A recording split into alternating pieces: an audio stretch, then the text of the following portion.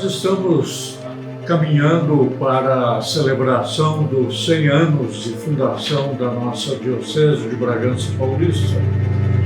E nas lembranças que marcam a vida dessa diocese, eu me concentro um pouco a partir dos anos 60, um bocado de tempo, talvez até os anos 80, dentro daquilo que é possível, mas recordo bem que nós estamos em plena época da realização do Concílio Vaticano II, que, como se sabe, aconteceu de 1962 a 1965.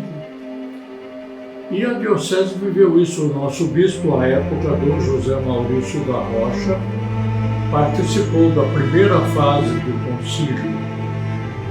E esta concretização do desejo de atualizar a caminhada do povo de Deus dentro dos parâmetros de tudo aquilo que acontecia na evolução dos tempos, não foi uma coisa muito tranquila, porque durante pelo menos 4 séculos se caminhou sempre do mesmo jeito e de repente veio uma proposta de uma mudança. Na vida diocesana, junto à mudança no aspecto das celebrações litúrgicas e também coincidiu com o início da construção da nova catedral. Isso aconteceu a partir de 62. No livro Tombo da História da Catedral consta um laudo que não havia condições de restaurar a catedral antiga. Havia uma rachadura que ia da parte frontal até o presbitério, até onde ficava o altar. E segundo o laudo que consta no livro Tombo, não havia método para restaurar. Daí a decisão da derrubada. E a gente sabe que essa decisão foi contestada à época e também ao longo do tempo, porque quando restaram somente as paredes, para derrubá-las foi um trabalho muito grande. Então vinha uma pergunta: se foi tão difícil derrubar as paredes, por que não se tentou restaurar? Mas é aquilo que eu afirmei aqui, o laudo dizia que não era possível. A discussão sobre que tipo de construção seria feita, eu me recordo também, foi bem árdua e bem demorada. Até que no final se chegou a uma igreja existente na França que foi adatada aqui à nossa diocese. Houve sempre uma certa resistência porque era um prédio muito moderno, estamos falando dos anos 60, para uma cidade como Bragança profundamente tradicional. Mas enfim, o Dom Maurício, o bispo à época, foi convencido pela direção que trabalhava nessa proposta de construção de que aquele seria o edifício adequado.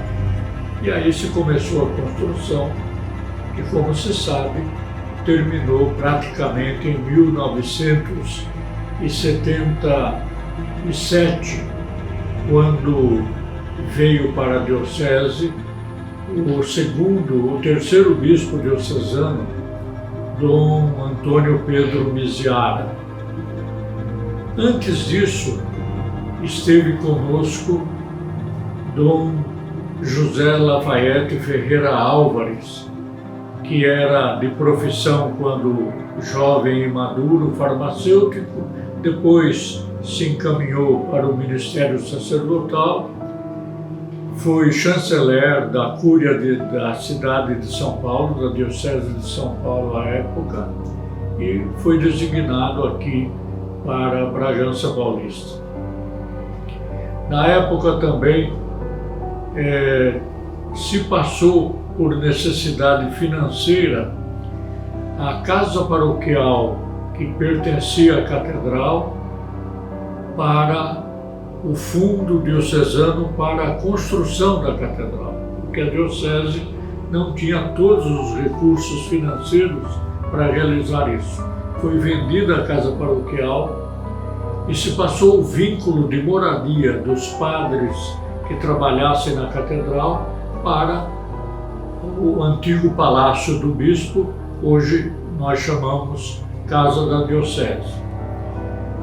Entre os anos 69 e 71, há quase que uma espécie de vácuo na nossa história, porque foi o tempo em que Dom José Maurício da Rocha renunciou à diocese. Algum tempo depois, no final de 69, em novembro, ele veio a falecer. Foi nomeado aqui para a diocese um administrador apostólico, Dom Gabriel Paulino Bueno de Couto, que era bispo de Jundiaí, que ficou praticamente 1 ano e meio, quase 2, como administrador, até a nomeação de Dom Lafayette, a quem eu já me referi. Então, nesse período da morte do primeiro bispo, da vinda do administrador diocesano, da chegada de Dom Lafayette, a vida caminhou, mas sem grandes fatos que chamassem a atenção. Eu me recordo que na época de Dom Gabriel é que ele me deu a licença de poder estudar, fazer a faculdade de teologia na Itália. O que é importante nessa época, nesse período? A transformação da vida religiosa tentando se adaptar às propostas do concílio.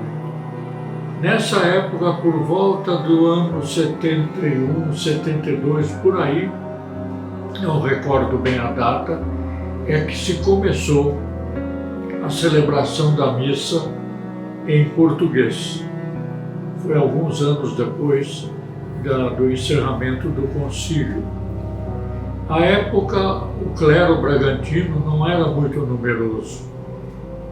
Quando eu estava estudando, era jovem padre ainda, penso que se chegava no máximo a 35, não, acho que não mais que isso, o número de sacerdotes. Posso dizer que a reunião do clero de Bragança era naquele lugar ali da Casa da Diocese, que era uma antessala onde Dom José Maurício recebia visitas, de uma pequena capela e um aspecto arredondado. Ali cabia todo o clero de Bragança. E eram ali as reuniões, aquilo que hoje nós temos que fazer num lugar muito mais amplo, porque hoje nós somos mais de 80 ao longo desse tempo. E se transformou toda uma situação de uma mentalidade onde tudo estava fixado para a descoberta de um novo caminho, um novo modo de ser, de uma liturgia que era toda previsível, marcada sempre por uma atitude disciplinar muito firme, para uma liturgia mais aberta, com maior participação do povo. Quem é mais velho se recorda que a nossa linguagem era falar, assistir à missa, porque até o concílio a missa era em latim. De modo que, não sendo mais uma língua viva, somente uma língua oficial da igreja, a maior parte das pessoas não falava latim, não entendia o latim. Surgiram alguns livrinhos de participação da missa, onde se podia acompanhar, mas enfim, era esta a realidade. Com o concílio e com a possibilidade de celebrar a missa e outros sacramentos em português, a participação do povo se tornou bastante evidente. E hoje, para nós, é muito claro que a celebração é de todos. O padre preside a celebração, o bispo preside a celebração, mas a celebração é de todos. Essa foi uma mudança muito grande e suscitou diferentes dificuldades, porque toda uma geração acostumada com o modo de ser, e a celebração era marcada com um senso assim do chamado mistério tão grande que parece que, ao ser traduzida a celebração na linguagem própria de cada país, se perdeu um pouco isso. Pelo menos alguém sentiu isso. Tanto é verdade que muitas vezes nós ainda temos pessoas que têm saudade da celebração em latim, etc., porque faz parte, enfim, das mudanças da vida. O que seria interessante lembrar aqui? Que a caminhada da catedral como uma igreja completamente nova trouxe um benefício bastante grande, porque hoje, na realidade que a gente tem, ela não comportaria a presença das pessoas que costumam participar da celebração. Embora no começo, e penso que uma boa parte da cidade, de pessoas de Bragança, não gostassem muito pelo seu estilo, inclusive a pintura da Via Sacra, uma atitude histórica completamente diversa. Pegamos, por exemplo, a Igreja do Rosário, que é um estilo clássico, a catedral é totalmente outro estilo, então muitas pessoas não gostavam muito disso, mas foi feita a catedral, foi acabada, foi todo um trabalho bastante grande e se tornou um lugar de participação, de celebração e de vida, para além das diferenças que cada um achava ou julgava que pudesse ser melhor. Em 1976, tomou posse como pastor da nossa diocese Dom Antônio Pedro Miziara, que foi reitor do seminário onde eu estudei, em Sorocaba. Ele veio para cá em 1976 e, por uma tristeza, no dia seguinte à posse dele, tivemos a morte do padre Egídio José Porto. Nos reunimos para festejar a vida do novo bispo e no dia seguinte nos reunimos para sepultar um irmão nosso do ministério. O Antônio fez um trabalho muito vibrante na diocese, grande orador, uma pessoa afável, acolhedora, logo cativou a comunidade, a cidade, o povo e deu um novo ânimo para a diocese, trabalhou intensamente para a vida da igreja no seu tempo, e uma das grandes realizações foi o trabalho na formação sacerdotal. Na época dele, os bispos da província de Campinas resolveram formar um seminário para essas dioceses todas, uma vez que até aquela época os estudantes que iam fazer filosofia e teologia dependiam da Arquidiocese de São Paulo. Um grupo ia para o seminário Bom Jesus de Aparecida, onde era filosofia, e os outros para o seminário central do Ipiranga, São Paulo. Esses seminários deixaram de acolher seminaristas de outras dioceses, então apareceu a necessidade. Em março de 1978, foi fundado o nosso seminário, que levou o nome de Instituto Teológico Paulo VI, ligado à PUC de Campinas. A residência dos seminaristas foi determinada pela adesão dos padres estigmatinos que cederam o prédio onde eles tinham a sua casa para que os seminaristas dessas dioceses lá residissem. E o lugar de estudos era o Campus 1 da PUC de hoje. Durante esse tempo, o corpo docente foi formado com ex-alunos da Universidade Gregoriana de Roma e de alguma outra universidade, e também com alguns de São Paulo, do Central do Ipiranga, que forneceu a possibilidade de um currículo atualizado e capaz de dar uma boa formação acadêmica aos futuros sacerdotes. O seminário interdiocesano, ele durou até o ano de 1980.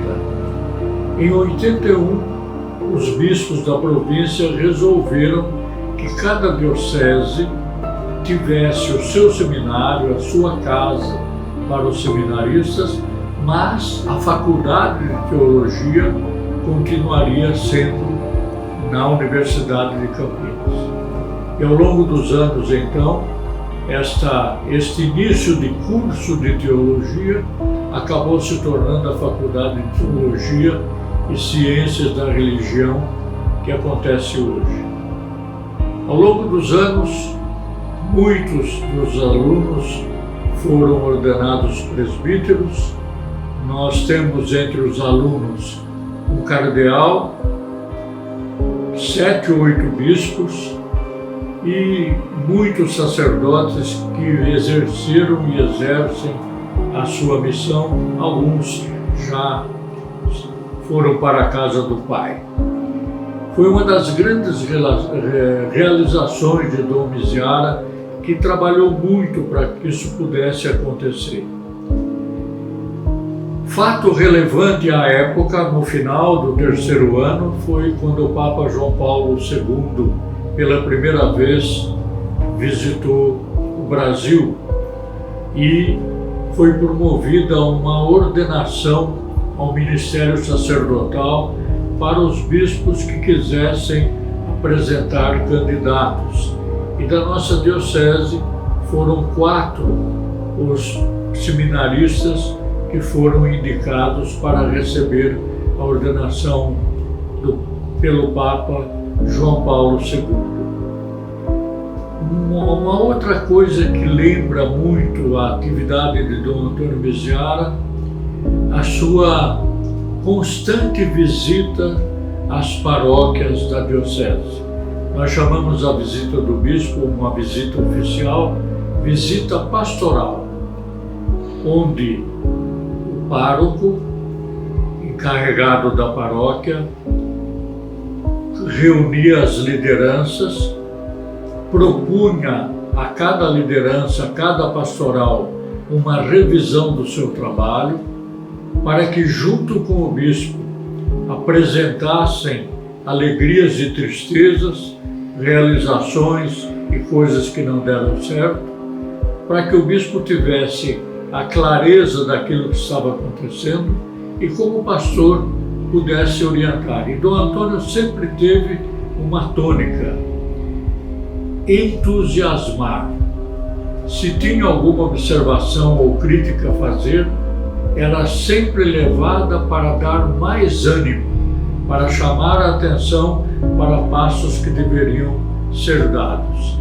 O pastoreio dele foi marcado sempre por essa capacidade de encontrar sempre um caminho que fosse levando as pessoas a não perder a coragem diante das dificuldades e situações que às vezes não se resolviam facilmente.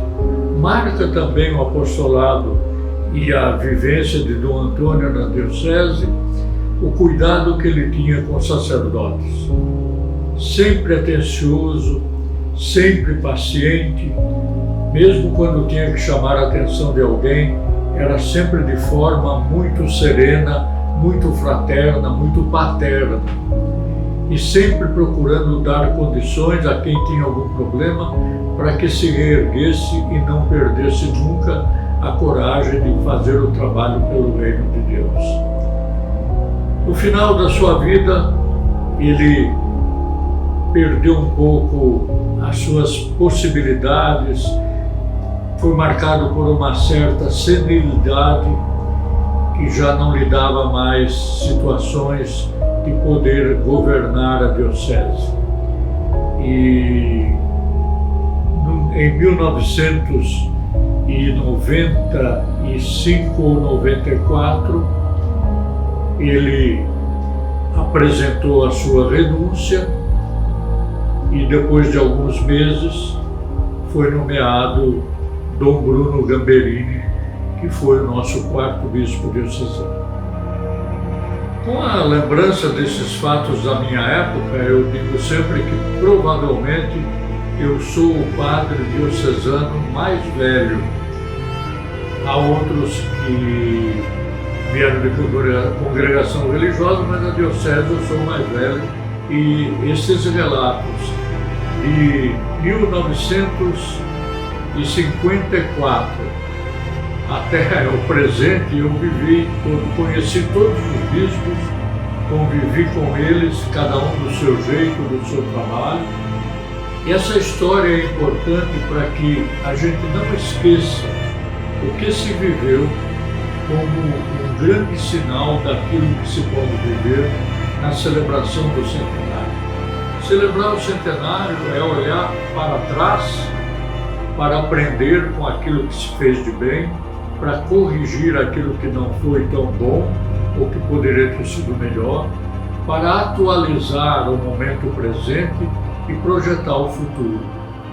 Então é importante ter a memória, porque se fizermos alguma coisa e fazemos alguma coisa hoje, é porque atrás de nós teve gente que fez.